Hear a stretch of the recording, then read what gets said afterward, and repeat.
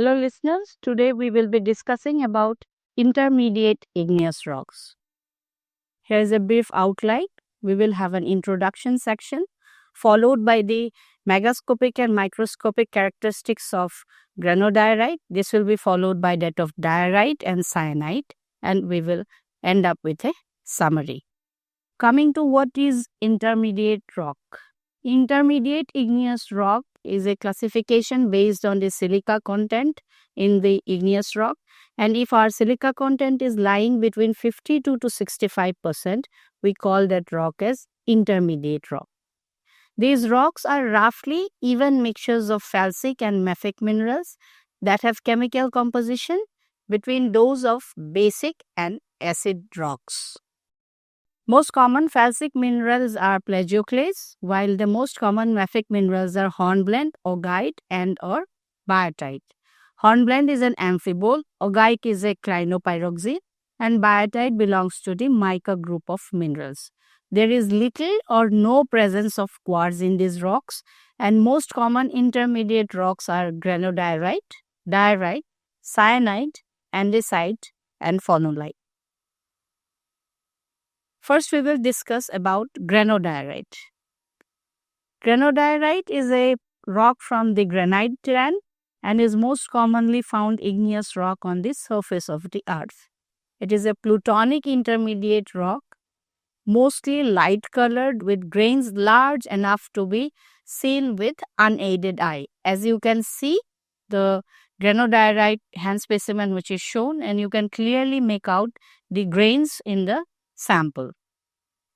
The megascopic characteristics of granodiorite will include the color, its appearance, and the mineralogical constituent of granodiorite.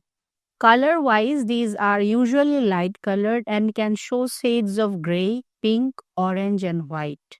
Some darker granodiorite types are also known, which show shades of grayish black. Then, appearance-wise, these are holocrystalline. That means the entire rock is composed of crystals, which can be medium to coarse grained and are usually light in color. The essential mineral composition of a granodiorite includes sodium-rich plagioclase, potassium feldspar, quartz, biotite, and amphibole. The quartz usually look colorless or smoky. Feldspars are the dominant constituent of this rock. Biotite usually is clay-y, black and silver in appearance, and the hornblendes are usually black, dark, green, and usually occur as prismatic crystals. Accessory minerals in granodiorite includes muscovite, apatite, magnetite, and zircon. Secondary minerals are sericite, chlorite, and epidote. If we talk of the texture of granodiorite, it consists of crystalline form and hence shows a holocrystalline texture with large phanerotic crystals. Grain size-wise, they are medium to coarse grained rock and can show both equigranular and inequigranular porphyritic textures. Porphyritic texture where you have a bigger size crystal embedded in a finer grain matrix. Arrangement is irregular and compact. Usually, granodiorite shows layered structures in plutons, and foliations are rarely observed in some of the granodiorites. Coming to the microscopic characteristics of granodiorite, it is essentially composed of plagioclase feldspar, alkali feldspar, quartz, biotite, and hornblende. And plagioclase feldspar is more dominant, followed by alkali feldspar, quartz, biotite, and hornblende. Plagioclase is usually known to constitute 2/3 of the total abundance of the feldspars. Minor amount of muscovite and pyroxene is also seen in granodiorites. The accessory minerals in granodiorite includes muscovite, zircon, titanite, apatite, tourmaline, magnetite, etc. These light-colored minerals like quartz and feldspar dominate over the mafic and the dark-colored minerals. Quartz is usually anhedral in these rocks. That means they are not well formed. and occur as fillings within the interstices between other minerals. Sometimes quartz shows undulose and wavy extinction. That means extinction is a property which we observe under cross-polarized light, and on rotation of the microscope stage, there are 4 positions in which a rock has to be extinct. And in this case, the quartz is known to show undulose extinction. Plagioclase shows lamellar twinning under Krasnikovs. Green hornblende which is present in these rocks are known to show 2 sets of cleavage and pleochroism. And brown colored biatites usually have 1 set of cleavage, and pleochroism is also common. Pleochroism means when we observe a rock thin section under microscope, the minerals which are pleochroic changes its colors upon rotation of the microscope stage. This is due to differential absorption of color in different directions. So this is the property of pleochroism. Hornblende is known to show pleochroism from greeny color to brown color, and biatites usually show also pleochroism from light brown to dark brown color. And this is how we identify them under microscope. Feldspars also is known to undergo alteration to cerussite, while hornblende and biatite also undergo alteration to a secondary mineral called as chlorite. Texture-wise, mostly these rocks are granular in nature. They are anhedral and subhedral minerals, and they are hypidiomorphic. That means the crystals in these rocks are usually subhedral. They are not well-formed crystal. 1 or 2 sides will be well-formed, and the other 2 sides are not well-formed. That's why they are called as hypidiomorphic anhedral to subhedral minerals. Granularity, mostly medium to coarse grain, usually display phaneritic texture, but porphyritic texture is also there. Zoned feldspars are commonly seen. Intergrowth textures are also common in granodiorite. They show both graphic and mimictic textures. Graphic texture, when you have the growth of quartz in orthoclase feldspar. Myrmekitic texture is vermicular intergrowth of quartz in plagioclase feldspar. So here are 2 photomicrographs of granodiorite, one under plane polarized light view and the other one under cross polarized light view. You can see these brown colored minerals over here are the biotite. In here also you can see these the minerals which are showing lines, dark, alternate light and dark bands. These are the plagioclases. The minerals present, as again I am reiterating, these are plagioclase, hornblende, biotite, quartz, potash feldspar, titanite, apatite and chlorite. These green colored minerals over here are the hornblendes in the PPL view. It is usually easier for us to identify hornblende and biotite under the PPL view because they generally show pleochroism as has been mentioned. The rock variety tonalite is a part of the granodiorite clan and usually it is coarse grained with lesser amount of quartz and feldspar, represented almost exclusively by sodium-rich plagioclase with no or very little alkali feldspar. In the right hand side you can see a tonalite rock hand specimen where you can see dark colored minerals and these white portions are constituted by the plagioclase. As already has been mentioned, this is a felsic plutonic igneous rock. Granodiorite is an intrusive rock. Intrusive means they are formed at deeper depths in the crust. Formed mostly in subduction zones in active continental margins and in collisional settings. Subduction zones where one plate goes down beneath the other plate, and collisional settings is those settings where 2 plates collide. Also, they are known to form in small volume and shallow intrusive bodies of andesitic to dacitic volcanoes are found associated along with the granodiorites. Now we come to the next intermediate rock, that is the diorite. This is also a plutonic igneous rock with intermediate composition. Crystalline in nature, they show granular texture. usually are found consisting roughly of equal size crystal, as can be seen in the hand specimen on the right hand side. And this site happens to be the volcanic equivalent of diorite. Diorite may include other varieties such as quartz diorite, quartz monzonite, etc. In the strict sense of definition, if we follow the QAPF diagram of IUGS classification to demarcate a diorite, it will be consisting of feldspar, out of which more than 90% will be plagioclase and less than 5% will be quartz.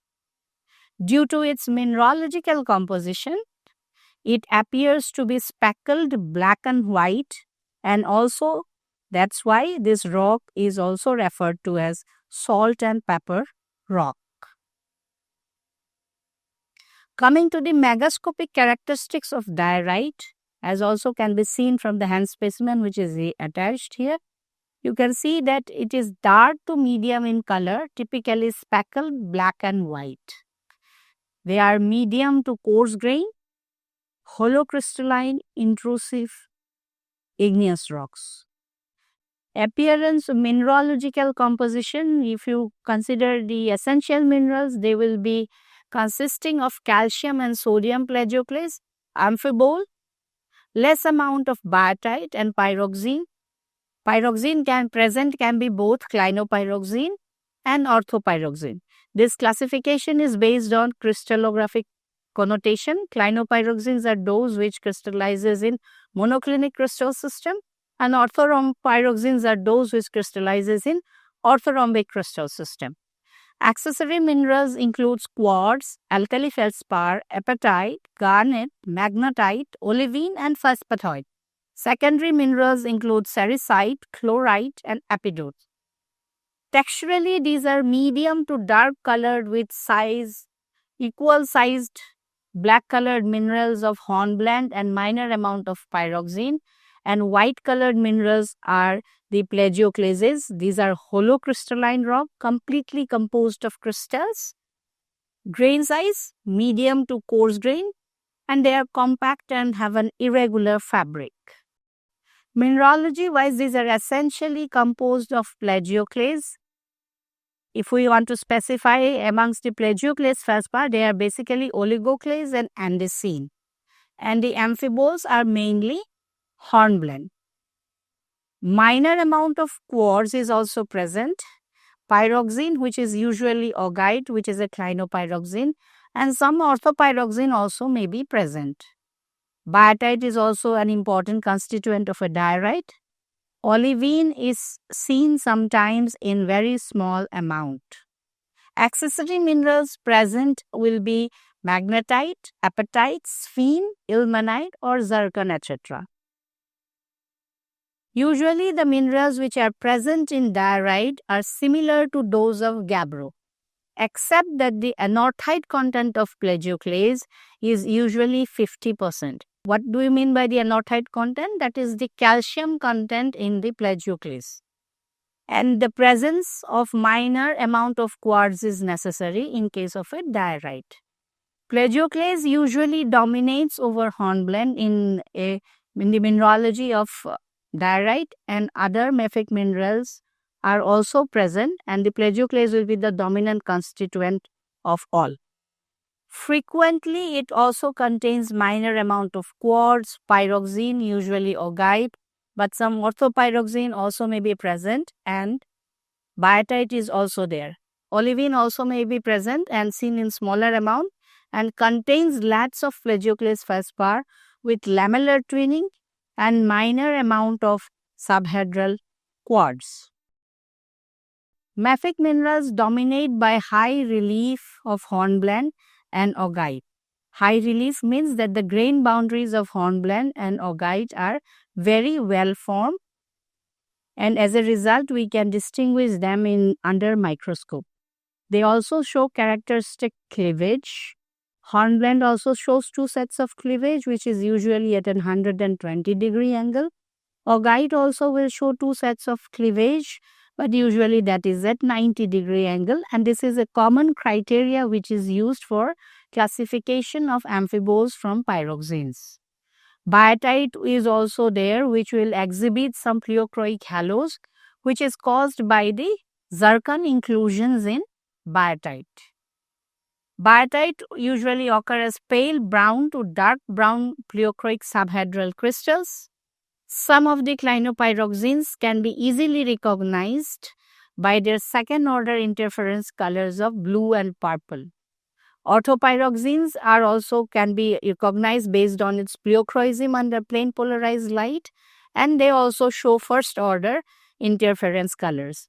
Both orthopyroxenes and clinopyroxenes are known to show interference colors, which are usually brighter in shades. Sometimes the plagioclases are altered to sericite, and as a result, they look cloudy in nature. When we come to the crystallinity, these are holocrystalline and hypidiomorphic. Hornblende and augite grains are usually subhedral. Biotite and feldspar grains present are usually subhedral to euhedral. Euhedral meaning all the crystal is well formed. Subhedral means it is not so well formed. Granularity, texture is phaneritic and crystals are medium sized 1 to 2 millimeter. Fabric wise, the diorites contain phaneritic grains, often speckled, coarse grain, and may occasionally also be porphyritic. Here is an example of the diorite in thin section view. You can see the PPL view on the left hand side and the CPL view on the right hand side. Plane polarized light view, cross polarized light view.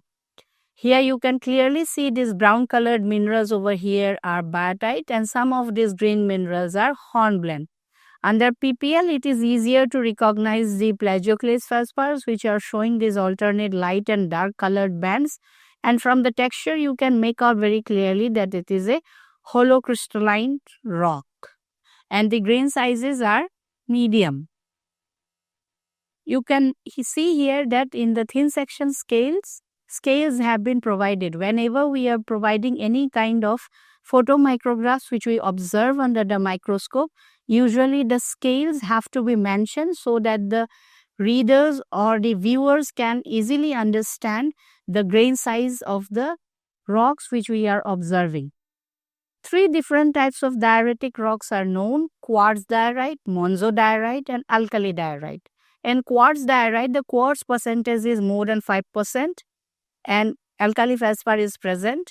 In monzodiorite, we have the presence of olivine and feldspathoids, whereas in alkali diorite, sodic calcic plagioclases are more in comparison to the potassic plagioclases like orthoclase and microcline. We also see presence of nepheline, sodalite, alkali amphibole, alkali pyroxene, and biotite in these rocks. This is a felsic plutonic igneous rock. Diorite is also usually found associated to subduction zones. They may form larger plutons, but usually present in the form of sills, dikes, and stalks. Occurs in both continental and oceanic crust and is not a rare rock type, but is significantly less common than the granitoids. Moving on to the third variety of intermediate igneous rock, syenite. Syenite is an intrusive plutonic rock and it belongs to the alkali series of intermediate igneous rock with a silica percentage more than 65%. The term syenite is in wider sense involves similar rock types like quartz syenite, alkali feldspar syenite, phoid syenite, or phoid monzosyenite. A true syenite will have alkali feldspar, that is orthoclase and or microcline, as a major component with total feldspar content in the rock being more than 65%. Here I am showing you 3 different variants of syenite. We have a nepheline syenite, quartz syenite, and syenite. Nepheline syenite finds a special importance because these rocks are known to host rare earth element deposits.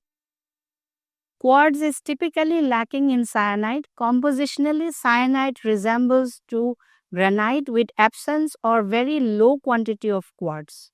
They are known to occur in a variety of colors. Trachyte and phonolite are the two volcanic equivalents of cyanite. Nepheline cyanide in India is known from a locality called as Kisangarh in Rajasthan, and nepheline cyanide is also known from a alkali complex in the northeastern part of India from the Josara alkaline complex. Megascopic characteristics of cyanide, color-wise they can be of varied colors but mostly are leucocratic, that means they are light-colored rocks. Appearance-wise, medium grain to coarse grain, intrusive, leucocratic rock where alkali feldspar is known to predominate. Mafic minerals are represented by a small amount of pyroxenes, usually azurine, augite or azurine. These are pyroxenes. Amphibole and biotite. Plagioclase is present but in a small amount. Quartz or feldspathoid can also be found in these rocks but in a minor amount. And the intrusive equivalents are trachyte and phonolites and form mostly in continental rift zones, where this means that it is an extensional environment where these rocks will form, where there will be fractures created in the continental crust as a result of extensional regime, and these rocks are known to form in those kind of settings. Mineralogical composition wise, cyanides essentially consist of alkali feldspar, plagioclase, amphibole, biotite and pyroxene. Quartz or feldspathoid, ilmenite, apatite, magnetite and zircon are the accessory minerals present. Phoid cyanides contain significant amount of relatively rare feldspathoid minerals which are called as phoids. Cyanitic rocks that contain quartz and cannot contain feldspathoids, vice versa. And vice versa is true because quartz and feldspathoids are not known to be compatible from the phase diagram inferences. Secondary minerals present are chlorite and sericite. Physical appearance wise, they are leucocratic, granular and holocrystalline. Grain sizes are medium to coarse grain.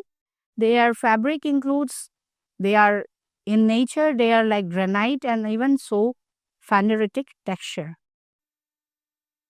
If we go for the mineralogy of cyanide, they are identified by the dominance of alkali feldspar, lesser amount of plagioclase with little or no quartz. If quartz is present, it can never exceed that of 5% of the whole rock. Minor amount of mica, augite and hornblende may also be present. Biotite is rarely found. Alkali feldspar present may include orthoclase and parthites and very rarely microcline. Parthites are commonly observed. These are the exsolution textures where albitic feldspar exhausts out of a orthoclase feldspar. Alkali cyanides are rich in alkali minerals such as feldspathoids, nepheline, sodalite and leucite. Alkali, amphibole, rebecite and aphratsonite are also present in cyanide, and alkali pyroxenes such as azurine and azurine augite are also present, and potassium feldspar is also there in cyanides. It is usually shows they are poor in or they have very poor or no plagioclase and quartz. Texture wise, the minerals constituting the cyanides are both euhedral and subhedral. They can show panidiomorphic texture, euhedral crystals of same size, or hypidiomorphic texture, subhedral crystals of equal size. Granularity wise, they are phaneritic in texture, and fabric includes pathitic textures. There are two varieties are known. We have the quartz cyanide, when occurrence of quartz, that is silica saturated variety, is more. Then we have nepheline cyanide, presence of nepheline which is a feldspathoid and is a silica undersaturated variety. Classification wise, these are intrusive plutonic intermediate rocks. They usually are associated with other plutonic rocks, form relatively small intrusive bodies or are part of larger intrusions. They are produced by alkaline igneous activities, typically resulting from the partial melting of the lower crust. Usually, they are formed in continental rift zones and thick continental areas, or rarely in subduction zones. In summary, we would like to conclude about diorite and cyanite. Diorite happens to be a plutonic rock having dominantly plagioclase, oligocene, andesine, and amphiboles, mainly hornblende, with a minor amount of augite, quartz, and biotite. Cyanide, on the other hand, is an intrusive plutonic igneous rock of intermediate composition. It has very high percentage of alkali feldspar with little or no quartz or feldspathoid. Thank you for listening.